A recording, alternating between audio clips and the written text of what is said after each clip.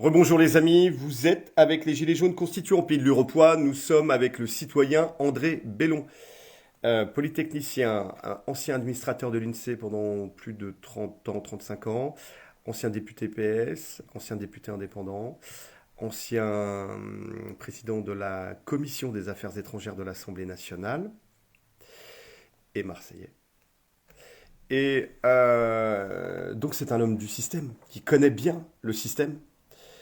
Et là, on pose la question, à quand une commission d'enquête parlementaire sur les violences d'État, puisque des ordres ont été donnés, y compris publiquement, hein, par rapport au préfet et au parquet.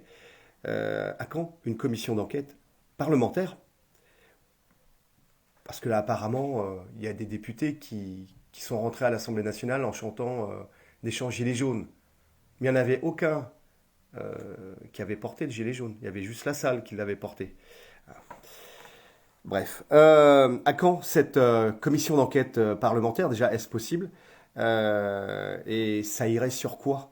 Parce qu'il y a eu plus de 23 000 blessés, plus tous ceux qui n'ont pas été répertoriés, plus des incarcérations non justifiées, tous les drames qui en découlent. S'il n'y a pas de justice, il n'y aura pas de paix. Citoyen Alors, Bellon, c'est à vous. d'abord, moi, je vais redire ce que nous avons, je crois, déjà évoqué dans une rencontre précédente. Les Gilets jaunes sont un mouvement exceptionnel, par son ampleur, par sa durée, par les mots d'ordre, les revendications. Je pense que c'est un des plus grands mouvements populaires qu'il y a eu depuis des décennies.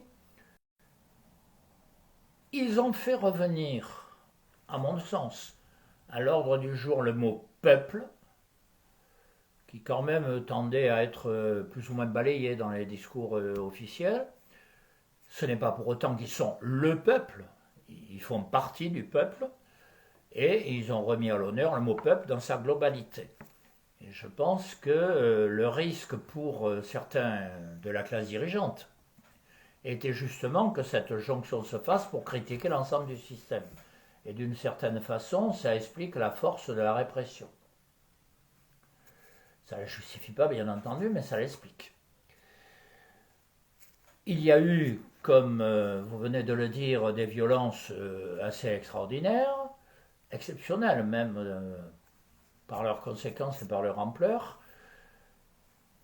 Pourquoi faudrait-il en reparler aujourd'hui? Parce que je pense que la volonté de certains a été d'étouffer le mouvement pour que d'une certaine façon il disparaisse de l'histoire, ou du moins, si on en parle encore, que ce soit uniquement en termes péjoratifs.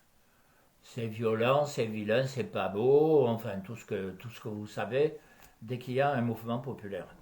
Je pense que ce mouvement populaire doit s'inscrire dans la recherche d'un fonctionnement différent, dans la recherche de la démocratie en particulier, qui est bien mal aujourd'hui, et que de ce point de vue, le fait d'analyser ce qui s'est passé et pourquoi et comment ça a été réprimé, avec sans complaisance, hein, il y a eu effectivement de ci de là des débordements regrettables, mais la question de voir globalement ce qu'a signifié le mouvement et la manière dont il a été réprimé. De ce point de vue, le Parlement est l'instrument théoriquement naturel, puisque les commissions d'enquête sont faites pour ça. Alors comment Et, ça se passe une commission d'enquête au Parlement? ben, il faut que des parlementaires le demandent et qu'il y ait une majorité qui dise on le veut. Puis voilà. Et donc on fait une enquête. Il y en a souvent des enquêtes. Hein. C'est pas systématiquement étouffé, non. Il y a eu des enquêtes intéressantes, d'autres qui ont effectivement pas abouti, mais en toute hypothèse, pour l'avoir, encore faut-il la demander. Donc là, tu demandes, toi, en Moi, je pense tant... que ce serait bien qu'il y en ait une, parce que, parce que l'importance de ce mouvement ne doit pas se résumer à la manière dont on l'a étouffé. Il faut lui donner son sens, En bien comme en mal, bon, il faut regarder tout ce qui s'est passé. Quels sont les acteurs? Quels sont ceux qui ont conduit la répression et pourquoi? En suivant quels ordres? Absolument. En suivant quels ordres, quels étaient les acteurs principaux? Oui, bien sûr. Parce que sur le terrain, c'est gazage, coup de matraque, flashball, grief-4, etc. Ok, ça c'est la violence policière, du tabassage d'anciens, des crânes fendus, etc. Alors qu'en face, il n'y avait pas de cocktail Molotov. Il n'y avait pas eu d'atteinte à la personne. Moi, j'y étais, je peux te le dire. On s'est fait défoncer. On s'est fait défoncer. Il y a eu des choses sur soit du mobilier urbain ou soit des symboles forts et assurés, hein. Et les péages. Alors, oui, il y en a un où où ça a cramé, etc. Mais le reste, ça a été démonté. Et de toute façon, il n'y a pas eu d'atteinte à la personne. C'était sur des symboles forts de l'aliénation du système au service de prédateurs que sont l'oligarchie. Et c'est aussi sur les bagnoles de luxe ou enfin bref, tout. Ben, c'est très intéressant ce que vous dites. Parce que plutôt que de le dire d'un côté, s'il y a une commission d'enquête, c'est lui faire dire ce qu'il y a eu effectivement. Mais tout a été filmé, il y a eu des centaines de milliers de smartphones. C'est pas pour autant qu'il y a une enquête officielle. C'est différent. Je sais, ça c'est une question. Je sais que ça heurte parfois quand on le dit. Pourquoi, alors qu'on le sait, alors qu'il y a les images, pourquoi une enquête? Parce qu'une enquête officialise des problèmes et met sur la table tout. Les flics déguisés en black bloc qui sortent du camion par groupe de 8, etc. Bah ouais, il faudrait peut-être que ça soit sur le dossier. Mais est-ce que des députés qui ont toujours sali les Gilets jaunes pourront auront l'honnêteté de lancer une commission d'enquête justement sur les violences d'État contre les Gilets jaunes? J'aurais une tendance à faire la réponse habituelle. La meilleure manière de savoir, c'est de poser la question. Si elle n'est pas posée, il est évident qu'on n'aura pas de réponse.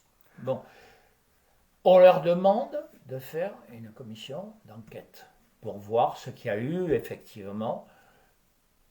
S'il y avait une légitimité à une répression de telle force, pourquoi? Qui l'a décidé? En fonction de quels critères? Etc., etc., etc. On peut partir de l'idée que la réponse sera non. Encore faut-il que la question soit posée. D'accord. Si elle est posée, ce n'est pas la même chose que si elle n'est pas posée. Ok, donc là, d'un point de vue pratico-pratique, c'est écrire, aller porter à la main ou recommander aux députés. Aux députés, au groupe parlementaire, par définition. D'accord, de sa et à circo. la présidence de l'Assemblée, je suppose. Donc c'est débarquer à la permanence du député. On peut demander aux députés un par un, oui.